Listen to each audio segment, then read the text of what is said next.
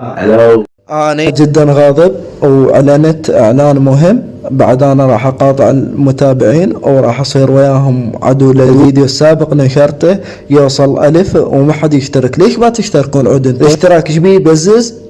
اشترك يلا اشترك. المهم انا ادري فيديو على العادات العراقية وانا راح احكي على الشلغم. المهم اليوم الفيديو عن العادات العراقية.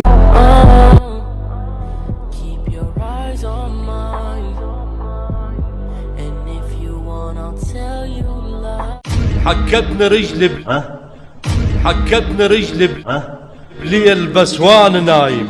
وله هاك صابونة حبيبي، اتفضل صابونة.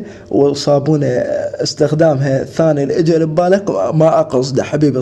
صابونة زين محجارة جربتها تكضها وتفرك رجليك ما تقتنع. زين ممكن 1% وسخ بعدك ما مقتنع. ممكن حساسية ولا 1% بعدك ما مقتنع. للي ما يعرف عندنا بالعادات العراقية اذا حكتك رجلك معناتها اكو واحد جاي يحكي عليك سوء على مهلك سوء.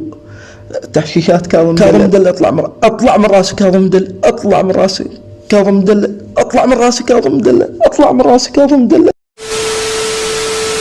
حكتني رجلي بليل بس وانا نايم ما ادري انذكر بالزين ما ادري بشتايم.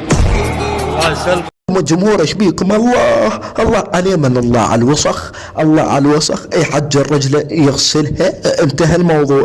كاتب بيه الشعر على الوسخ. ليش اخي ليش الله كافي. ويلكم بس كام